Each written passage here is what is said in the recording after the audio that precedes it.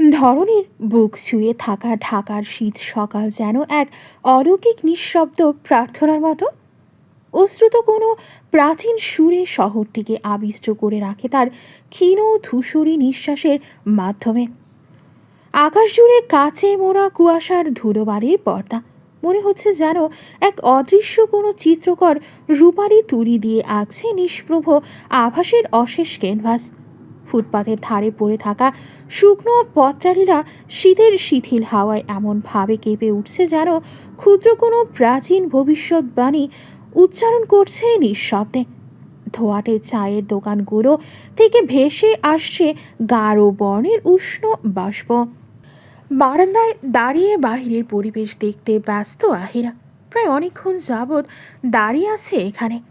সকালের এই সময়টা তার বেশ ভালো লাগে নিঃসঙ্গতায় কাটাতে। থমকে থাকা জীবনের ফেরে আসা অধ্যায়গুলোকে প্রতিদিনই স্মরণ করে সে। ভুলতে যেয়েও ভুলতে পারে না।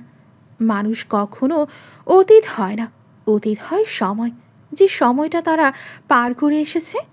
দূরত্ব শব্দটা তিনটে অক্ষরের হলেও এর ভার অনেক বেশি, যেটা বহন করার ক্ষমতা সকলেই রাখে না। রবীন্দ্রনাথ ঠাকুরের শেষের কবিতার একটা লাইন আছে, দূরত্ব যদি সত্যি সত্যি ভালোবাসার গভীরতা বাড়িয়ে দেয়, তবে আমি দূরেই থাকতে চাই, অনেক অনেক অনেক দূরে। নিয়ম শব্দটা যেমন এটার কাজও তেমন কঠিন। আহিরা শতবার ভাবে কেন নিয়ম ভাঙা যায় না, কাউকে খুব করে মন চাইলেও কেন সুখের তাগিদে নিয়ম ভেঙে শক্ত করে জড়িয়ে ধরা যায় না। নিয়মের বেড়া জাল পেরিয়ে কারো প্রতি তীব্র মায়া কাজ করেও বলা যায় না তোমাকে আমার ভীষণ প্রয়োজন।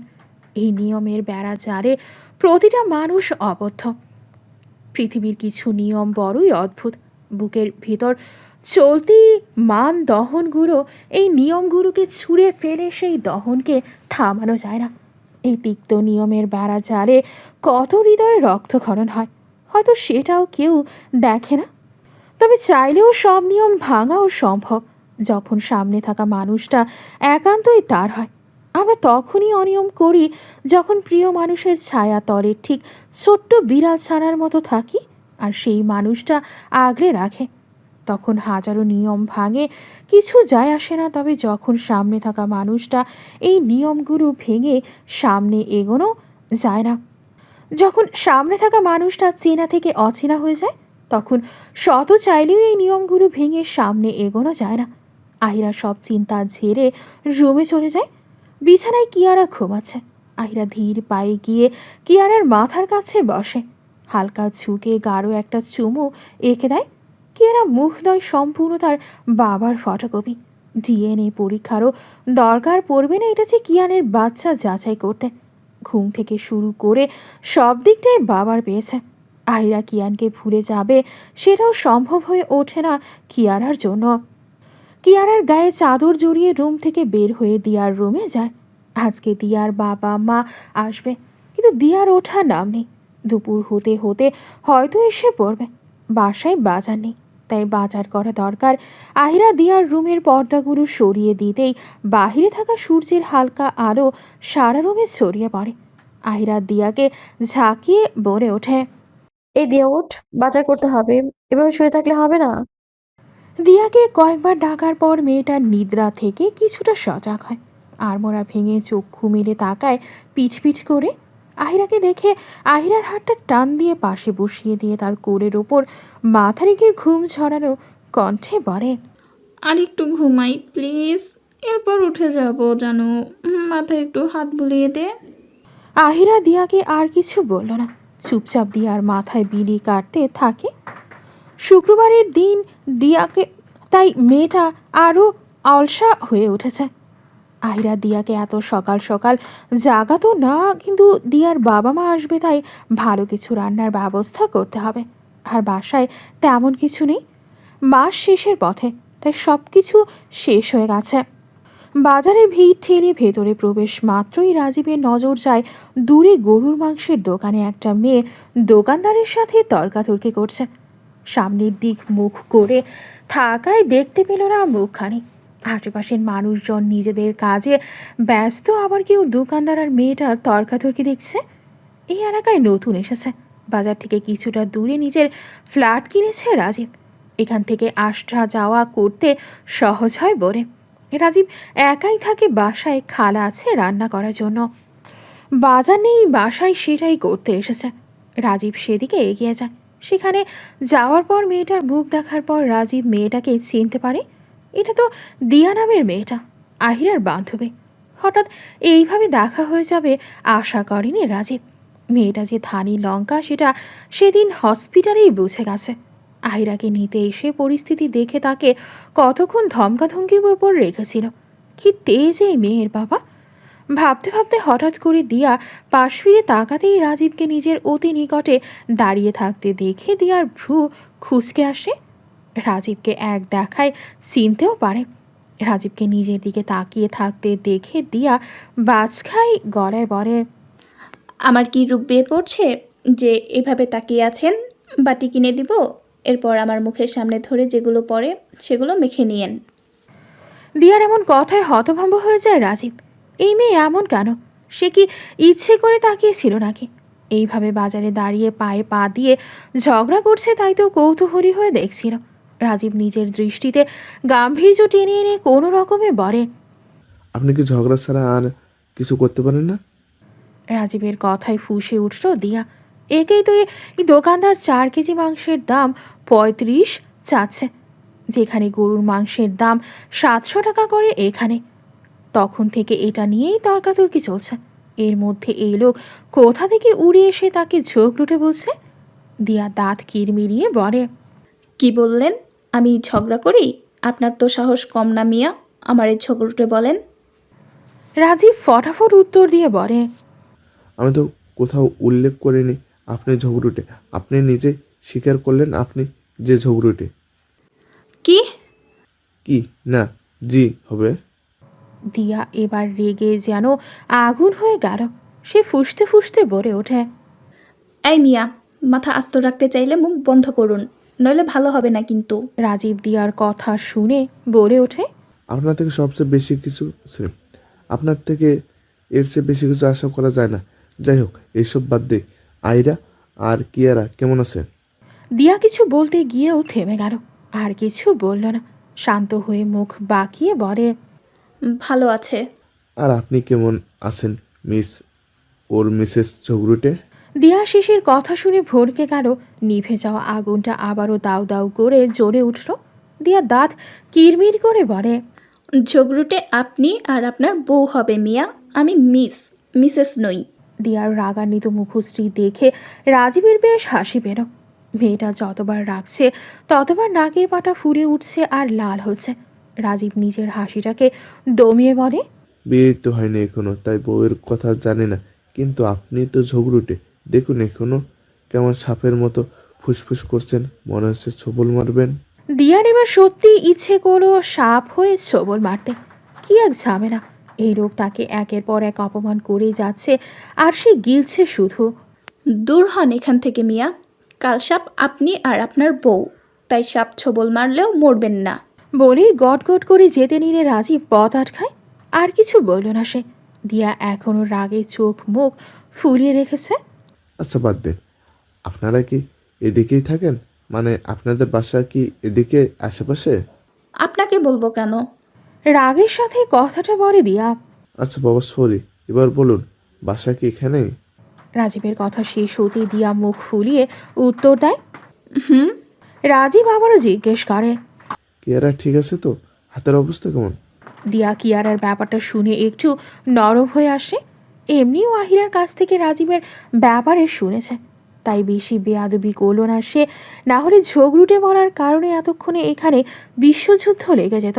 কিছুটা ঠিক হয়েছে, কিন্তু বুড়ি ছোট তো তাই ব্যথায় কান্না করে। এতটুকু বাচ্চা কি এত ব্যথা সহ্য করতে পারে? রাজীব দিয়ার কথা শুনে বলে, কিছু করার নেই, কাজ অনেক ভেতরে অবধি ঢুকে গিয়েছিল। বাচ্চার শরীর তো, তাই ক্ষতটা বেশি হয়েছে। আয়রাকে আর একবার হসপিটালে আসতে বলিয়ে কিয়ারাকে একটু দেখবো। জানেন ও না একদম কিয়ানের মতো হয়েছে দেখতে। কিয়ান যদি জানে তাহলে ও খুব খুশি হবে। কিয়ানের নামটা শুনতে দিয়ার রাগ লাগলো। সব শুনেছে সে, তাই সহ্য করতে পারল না রাজীবের কথাটা, তাই কাট কাট গলায় বলল, এর জন্য যাতে কোনো দিন জানার দরকার নেই। যে ছেলে বউ বাচ্চাকে এভাবে তাড়িয়ে দিতে পারে তার জানার কোনো অধিকার নেই আমার বুড়ির ওপর। রাজীব বুঝলো দিয়া কথাটা কিয়ানের উপর তীব্র রাগ থেকে বলেছে। সে নিজেও এই ব্যাপারে কিয়ানের উপর রেগে আছে, কিন্তু পরিস্থিতির দিক দিয়ে দেখলে আহিরা বা কিয়ান কেউই দোষী নয়। দুজনেই পরিস্থিতির শিকার মাত্র। আর এই পরিস্থিতি সৃষ্টি করার পেছনে রিয়া যে বড় হাত আছে সেটা রাজীবের আগে থেকে সন্দেহ হয়, কিন্তু কোনো প্রুফ না থাকায় কিছু বলতে পারছে না। আমি জানি কিয়ান যেটা করেছে সেটা ঠিক নয়, কিন্তু ওরও দোষ নেই। পরিস্থিতি এমন ছিল যে ওর হাতে কিছু নেই। তারপরও বাবা হিসাবে ওর তো অধিকার আছে কিয়ারা ব্যাপারে জানতে। দিয়া শক্ত চোখে রাজীবের দিকে তাকিয়ে বলে, কোন অধিকার? আর কিসেরই বা অধিকার? যখন দরকার ছিল তখন তো ছিল না। তাহলে এখন কোন অধিকারের কথা বলছেন? বাচ্চাটা কি একা আহিরারই? ওনার কি কোনো দায়িত্ব ছিল না? বাদ দিন, আমি এই ব্যাপারে কথা বলতে চাচ্ছি না। রাত নেমেছে আজ অদ্ভুত এক ঘনীভূত ভার নিয়ে। দিগন্ত জোড়া অন্ধকার এমনভাবে পৃথিবীতে আগলে ধরেছে যেন দীর্ঘদিনের জমাট ক্ষত হঠাৎ খুলে গিয়ে আকাশকে অস্থির করে তুলছে। চারদিকে এক অস্বাভাবিক স্তব্ধতা, এমন স্তব্ধ যেন কয়েকশো বছরের পুরনো নীরবতা হঠাৎ জীবিত হয়ে উঠেছে এই প্রহরে। চাঁদ আজ গোল নয়, পূর্ণ নয়, তার রূপালি রং অনিয়মিতভাবে জ্বলে উঠছে, আবার নিভে যাচ্ছে মাঝে মাঝে। অস্ফুট আলোর রেখা পড়তেই মাটির উপরে দীর্ঘ ছায়াগুলো আরও লম্বা হয়ে উঠছে, যেন কোনো অজানা স্মৃতিকে টেনে বের করে আনতে চাইছে অন্ধকারের কোষাগার থেকে। বিশাল বড় রুমের এক কোণে ড্রিঙ্কের গ্লাস হাতে নিয়ে একের পর এক ড্রিঙ্ক করেই যাচ্ছে কিয়ান। লোচন জোড়া অসম্ভব রকমের লালচে হয়ে আছে। দেখেই বোঝা যাচ্ছে দীর্ঘ সময় ধরে না ঘুমানোর সাথে এত ড্রিঙ্ক করার কারণে এমনটা হয়েছে। মুখের দিকে তাকানো দায় হয়ে দাঁড়িয়েছে। বাড়িতে যায়নি কয়েকদিন হলো, কিয়ান নিজেও যায় না। বাড়ি থেকে কলের ওপর কল এসেছে, কিন্তু কিয়ান রাহেলা চৌধুরীর কল একবার ধরে আর কারোরই কল তোলেনি, আর না তোলার কোনো প্রয়োজন মনে করেছে। সেদিন আহিরা উপস্থিত কিয়ান ভেতর থেকে নাড়িয়ে তুলছে। ঘৃণা করতে গিয়েও কোথাও একটা আটকে যায় সে। শখের নারীর বেইমানিগুলো ভুলতে পারে না সে। বক্ষপিঞ্জরায় চলতে থাকা এক হাহাকার ভেতর থেকে প্রতিনিয়ত ক্ষতবিক্ষত করে। আহিরার মারা যাওয়ার খবরটা যেন কিয়ানের নিকট মৃত্যু সমতুল্য ছিল। প্রথমে বাবা তার একইভাবে নিজের শখের নারী পৃথিবীর মায়া ত্যাগ করার কথা শোনার পর কিয়ান 3 দিন সেন্সলেস হয়েছিল। এমনকি আহিরার লাশটা পর্যন্ত পায়নি তারা। আহিরার নিখোঁজ হওয়ার পর কিয়ান আলাদা আলাদা অনেক গার্ড রেখেছিল আহিরাকে খোঁজার জন্য। তার মধ্যে থেকে একটা গার্ড সেদিন আহিরার পেছনে পেছনে গিয়েছিল। যখন আহিরা যে বাসে ছিল সেটা খাদে পড়ে, তখন সে কিয়ানের সাথে যোগাযোগ করার অনেক চেষ্টা করে, কিন্তু কোনোভাবেই কিয়ানের সাথে যোগাযোগ করতে পারছিল না। তাই নিজে কিছু করার জন্য সেখান থেকে অন্য জায়গায় গিয়েছিল, কিন্তু সে আসতে আসতে আহিরাদের সেই বাস খাদে পড়ে যায়। আর আশেপাশের মানুষজন থেকে এটাই জানতে পারে বাসের মধ্যে থাকা কেউই নাকি বেঁচে নেই। এরপর গার্ডটা ঢাকা ফিরে কিয়ানকে এই খবর দিলে কিয়ানের মস্তিষ্ক হয়তো সেটা সহ্য করতে পারেনি। জ্ঞান হারিয়ে ফ্লোরে তার বলিষ্ঠ দেহটা লুটিয়ে পড়েছিল। কিয়ানের মতো মানুষকে নাড়িয়ে দেওয়ার জন্য ওই খবরটাই যথেষ্ট ছিল। প্রথমে বাবা, তারপর আহিরা, সব মিলিয়ে কিয়ানের মানসিক অবস্থা অনেক ক্রিটিক্যাল ছিল। জ্ঞান ফেরার পর কিয়ান অসুস্থ শরীর নিয়ে সব কিছু ভুলে গিয়ে ছুটে গিয়েছিল সেখানে, কিন্তু কিছুই মেলেনি। টানা 1 সপ্তাহ সেখানে পুলিশ সহ র্যাব, আর্মি থেকে শুরু করে সব কিছু দিয়ে তল্লাশি করানো হয়েছে, কিন্তু ফলাফল শূন্য। কারণ খাতটা অনেক গভীর ছিল, সাথে জায়গাটা ভয়ানক, জন্তু জানোয়ার দিয়ে ভরা ছিল। বেশ কয়েকজনের লাশ খাওয়া গিয়েছিল, সেগুলো দিয়ে আধ খাওয়া পচা শরীর। অনেকের হাড় গোড়ও পাওয়া গেছে। তখন সে সময় কিয়ানের এত করুণ অবস্থা ছিল, যারা সব সময় কিয়ানের পাশে থাকতো তারা নিজের চোখে বিশ্বাস করতে পারছিল না একটা মানুষ নিজের বউকে এতটা ভালোবাসতে পারে। কিয়ানের চোখে যে ভয় ছিল সেটা সেখানে থাকা প্রতিটা মানুষ উপলব্ধি করতে পেরেছে। সবাই দোয়াও করছিল যাতে আহিরা কোনোভাবে বেঁচে যায়। দিন নেই রাত নেই, আর্মিদের সাথে নিজেও গিয়েছে, কিন্তু বারবার হতাশ হয়ে ফিরে এসেছে। যেই নারীর জন্য এত কিছু, সেই নারী জীবিত, কিন্তু সেই শুধু জানতো না, শুধু জীবিত নয় বরং সুখের সংসার পেতেছে তারই আবদারে। হায় ভালোবাসা! যাকে এত ভালোবাসত সেই কিনা পিঠে ছুরি ঠুকালো। কিয়ান ঢলতে ঢলতে উঠে পড়ে। ফার্ম হাউসে সে আর কেয়ারটেকার ছাড়া কেউ নেই। কিয়ান ঢুলতে ঢুলতে একটা বিশাল আকারের ফ্রেমের সামনে দাঁড়ায়। ফ্রেম হয়তো পুরো দেয়ালের থেকে কিছুটা কম হয়। ফ্রেমের মধ্যে আহিরার একটা হাস্যোজ্জ্বল ছবি ফুটে আছে। ছবিটা সেই লাগিয়েছে, কেন লাগিয়েছে জানা নেই তার। ছবিটার দিকে তাকিয়ে পাগলের মতো হেসে ওঠে। কিয়ানের হাসিতে সারা রুম কেঁপে উঠছে ক্ষণে ক্ষণে। হাসির মাঝে তীব্র যন্ত্রণা, রাগ, ঘৃণা মিশে আছে, সেটা খুব ভালো করেই বোঝা যাচ্ছে। হাসতে হাসতে এক সময় হঠাৎ থমকে যায় কিয়ান। তারপর আহিরার ছবিটার দিকে তাকিয়ে বলে ওঠে, খুব সুখে আছিস তাই না? আমাকে অন্ধকারে ডুবিয়ে সুখে আছিস তুই? কেন করলি এটা? আমার কলিজাটা চাইতি, দিয়ে দিতাম, কিন্তু এইটা কেন করলি? দেখ, তোকে চাই না বলে সেই তোর কাছে এসেই আটকে যাই। বড্ড পোড়াচ্ছিস তুই। একবারও তো বুক কাঁপলো না অন্যের ছোঁয়া কাতরাস? তোর শরীরের প্রতিটা কম্পন আমার ছিল, তাহলে তুই অন্যের দেওয়া যন্ত্রণায় কাতরাস কিভাবে? আবার ওর বাচ্চা তোর ওই পেটেও ধরেছিস, ওইখানে আমার অংশ থাকার কথা ছিল। তাহলে এমনটা কেন করলি তুই? কেন? কিয়ানের হুঙ্কার দিয়ে বলা বাক্যগুলো সারা রুমে বেজে উঠছে। কিয়ানের কণ্ঠস্বর, তার ভিতরকার হাহাকার প্রকাশ পাচ্ছে। কিয়ানের হাতে থাকা কাচের গ্লাসটা সোজা কাচের ফ্রেমে মারতেই সেখানের কাচটা ফেটে ওঠে, তবে ভাঙে না। রাগে কিয়ান সারা রুমের জিনিসপত্র তছনছ করতে থাকে। সব কিছু মুহূর্তের মধ্যেই লণ্ডভণ্ড হয়ে গেছে। কাচের টুকরো ছড়িয়ে ছিটিয়ে আছে। কিয়ানের রক্তিম চোখে সব দেখল। তার চোখের কান এসে জল চিকচিক করছে। ওয়াইনের বোতল তুলে সেটা একটানে খেতে থাকে। কিছু সময় পর সেটা খাওয়া থামিয়ে ভাঙা গলায় যাইতে শুরু করে। বিকেলটা আজ অদ্ভুত এক রঙিন ক্লান্তি নিয়ে নেমে এসেছে। সূর্যের আলোর সোনালি ঝিলিক শহরের কাচপট্টিতে প্রতিফলিত হয়ে চারপাশে অস্থির দীপ্তি ছড়িয়ে দিচ্ছে। মনে হচ্ছে যেন শেষ প্রহরের আলো নিজেকে ধীরে ধীরে ছড়িয়ে হারিয়ে যেতে চাইছে জনজীবনের ভিড়ে। ব্যস্তময় শহরের মানুষের ছুটে চলেছে অবিরাম। কিয়ারাকে কোল করে নিয়ে হাঁটছে দিয়া, পাশে আহিরার দিয়ার মা নাজমা বেগম। কেনাকাটা করতে এসেছে বাহিরে। গল্প করতে করতে শপিং মলের ভেতর ঢুকে যায় তারা। দিয়া আজকে হাফ ডে কাজ করে ছুটি নিয়ে চলে এসেছে এখানে। বাসায় আর না গিয়ে কিয়ারা শপিং মলে ঢোকার পর খুশি হয়ে যায়, কারণ সামনেই বাচ্চাদের খেলনার দোকান, যেটা দেখে বাচ্চাটা খুশি হয়েছে। দিয়া কিয়ারাকে নিয়ে সেদিকেই এগিয়ে যায়। আহিরা কয়েকবার না করে, কিন্তু কে শোনে কার কথা? বাসায় এমন অনেক খেলনা পড়ে আছে, আবার কিনা মানে অযথা টাকা নষ্ট। আহিরা দিয়ার দিকে তাকিয়ে বলে, ওকে নিয়ে ওখান থেকে বের হন। তুই ওকে এইভাবে লাই দিয়ে দিয়ে হাতছাড়া করছিস কেন? দিয়া আহিরার কথার পাল্টা উত্তর দিয়ে বলে, এই তুই চুপ কর তো, বেশি কথা বলিস তুই। এটা আমার আর আমার বুড়ির মাঝখানকার ব্যাপার, তুই এখানে একদম নাক গলাবি না। দিয়ার কথা শুনে নাজমা বেগম দিয়ার দিকে চোখ পাকিয়ে বলে, দিব একটা লাগিয়ে ঠাটিয়ে বিয়াদব। নিজে তো শয়তান, আমার নানু ভাইকেও তোর মতো শয়তান বানাচ্ছিস।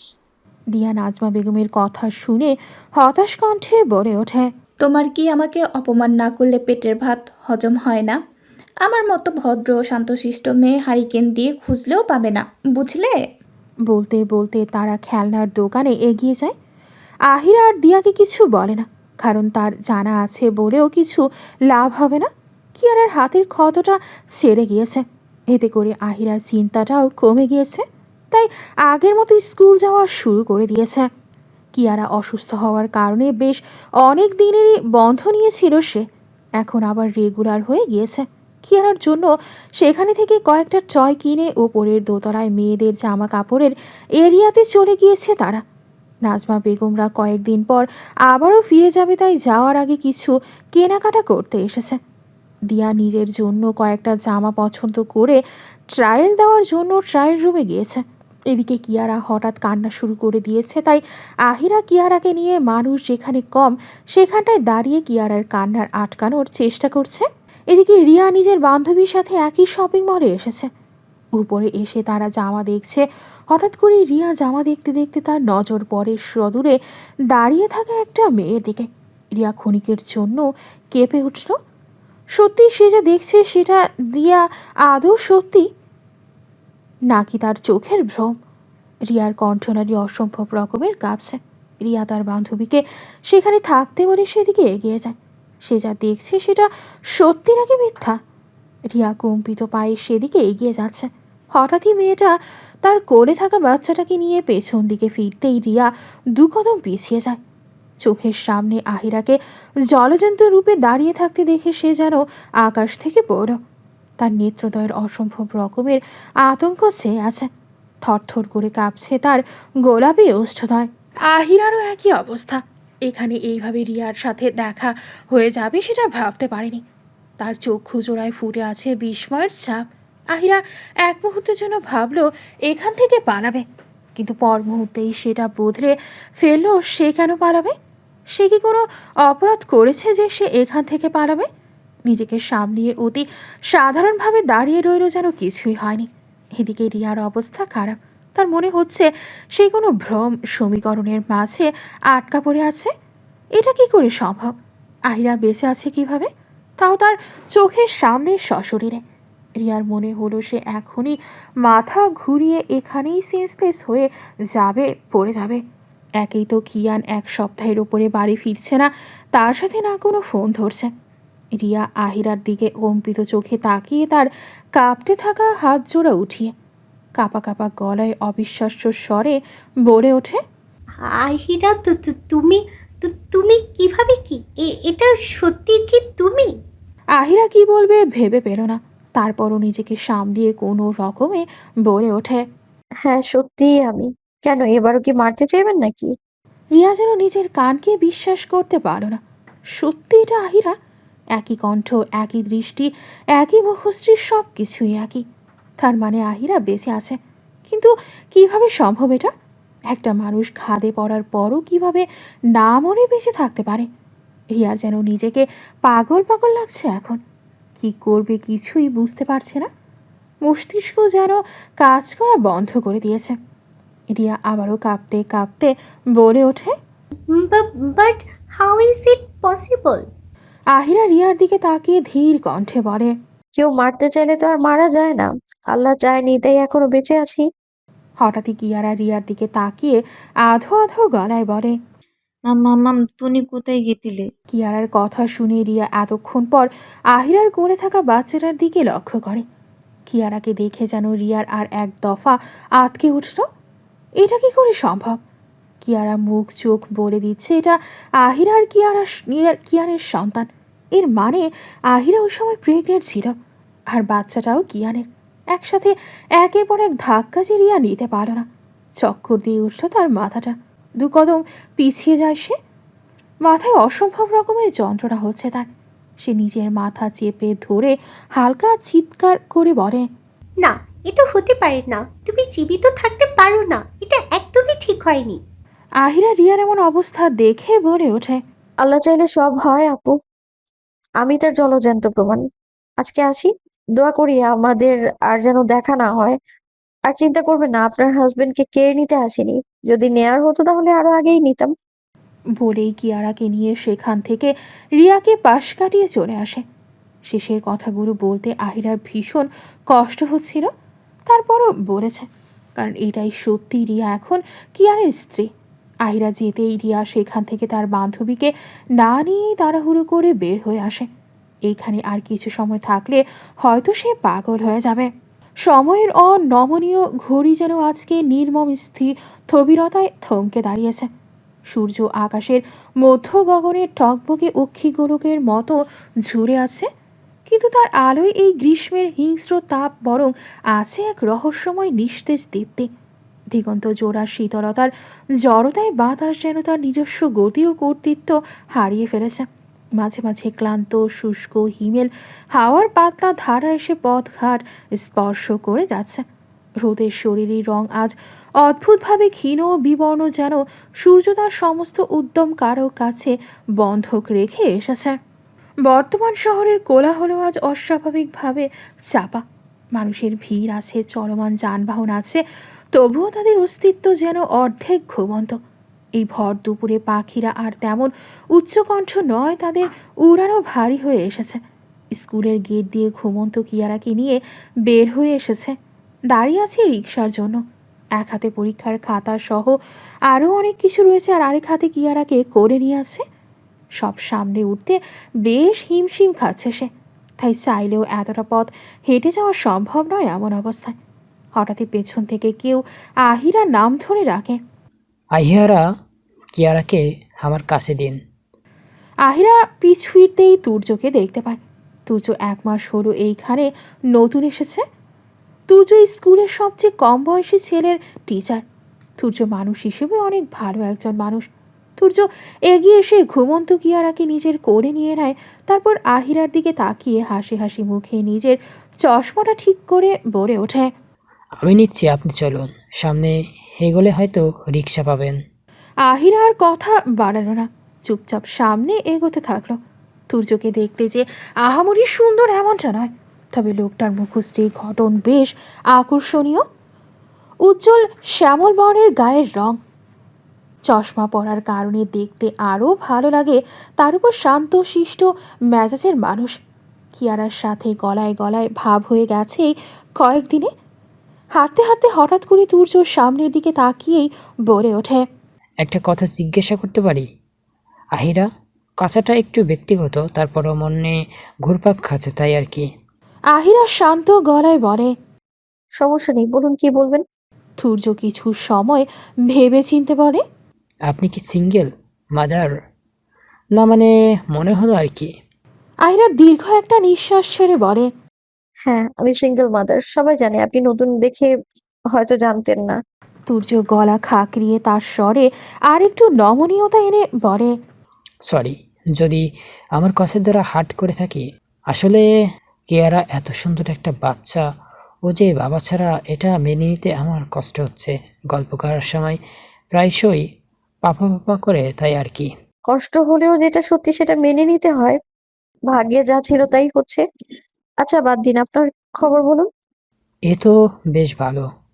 ওই দেখুন, কথা বলতে বলতে রিক্সাও পেয়ে গেছি। ওই মামা, যাবেন? তুর্য রিক্সা ঠিক করে দিয়ে আহিরার কাছে কিয়ারাকে দিয়ে দেয়। আহিরা তুর্যকে বিদায় জানিয়ে সামনে নজর দিতেই দূরে একখানা গাড়ি দেখতে পায়, যেখানে তার খুব পরিচিত কেউ তার আর তুর্যের দিকে অগ্নি চোখে তাকিয়ে আছে।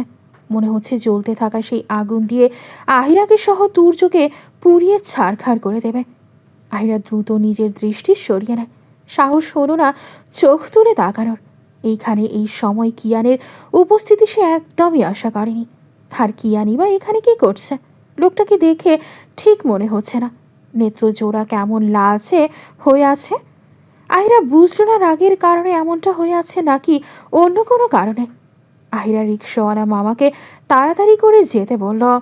আহিরা কিয়ারাকে বুকের সাথে চেপে ধরেছে, যাতে কোনোভাবেই কিয়ারাকে দেখতে না পায়। রিক্সাটা যত কিয়ানের গাড়ির দিকে এগিয়ে যাচ্ছে, আহিরার হৃদস্পন্দন তত দ্রুত গতিতে ওঠানামা করছে। ভেতরে ভেতরে তাণ্ডব চলছে। মনে হচ্ছে ভেতরে চলতে থাকা ঘূর্ণিঝড় এক্ষুনি সব ধ্বংস করে দেবে। এইভাবে কিয়ানের মুখোমুখি বারবার হতে হচ্ছে কেন? লোকটার সামনে এলেই আকাশ কাঁপিয়ে যেমন ঝড় বৃষ্টি, তেমনই তার নেত্রকোণে জমে থাকা অশ্রুগুলো বৃষ্টির ধারার মতো ঝরে পড়তে চায়।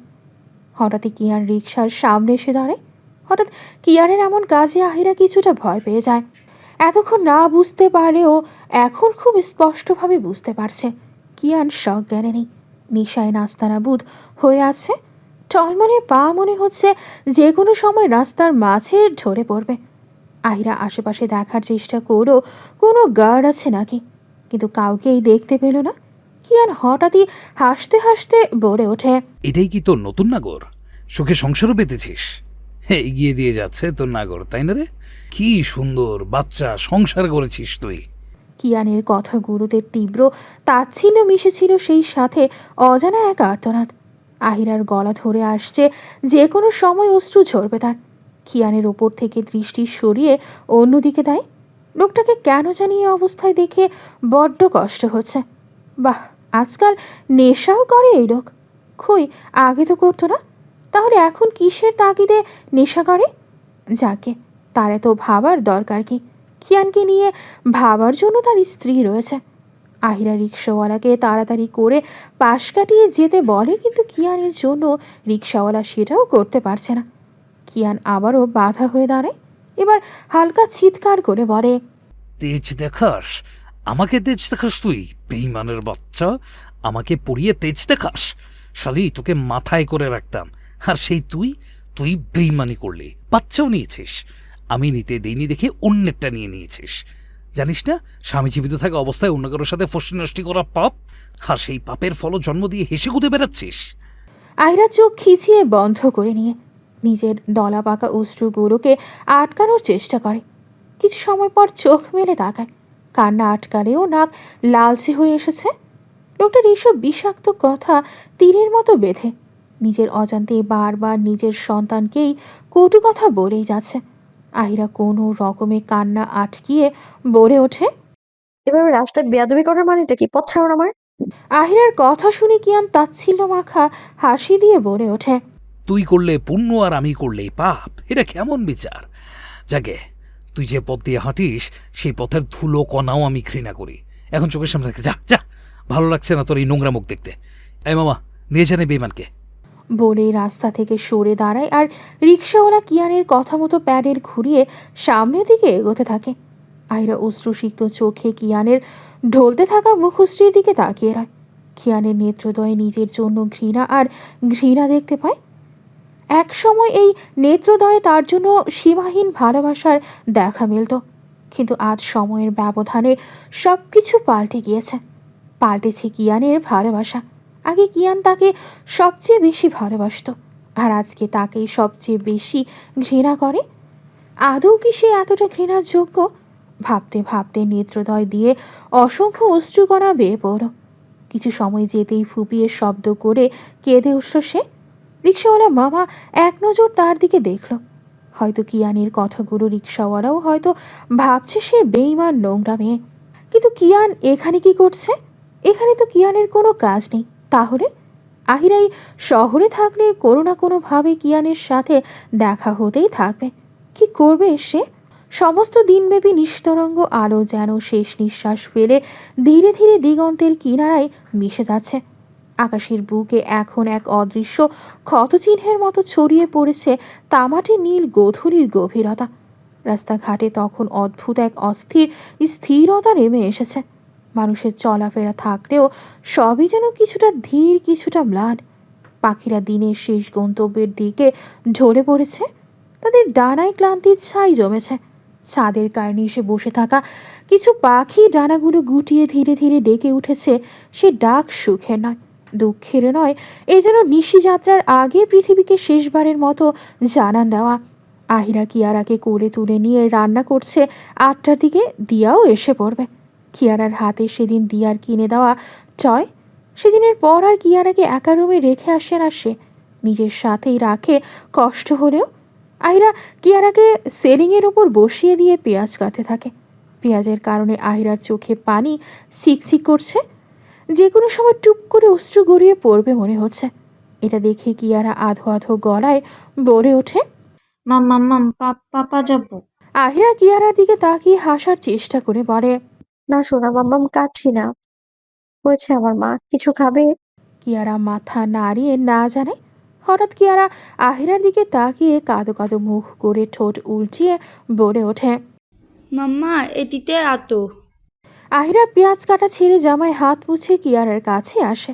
হঠাৎ কি হলো বুঝতে পারছে না, তাই চিন্তিত হয়ে কিয়ারার গালে হাত রেখে বলে, কি হয়েছে সোনা? কিয়ারা হালকা উঁচু হয়ে আহিরার ললাটে আর নেত্র পল্লবে পরপর বেশ কয়েকটা চুমু খায়। তারপর মুখে হাত দিয়ে খিলখিল করে হেসে ওঠে, তোমাকে চুমু খেতে ইচ্ছে করছিল। মাম্মা তুমি অনেক সুন্দর। কিয়ারার কথা শুনে আহিরা কিয়ারাকে কাতুকুতু দিয়ে বলে ওঠে, ওরে দুষ্টু, মাম্মামকে ভয় দেখানো।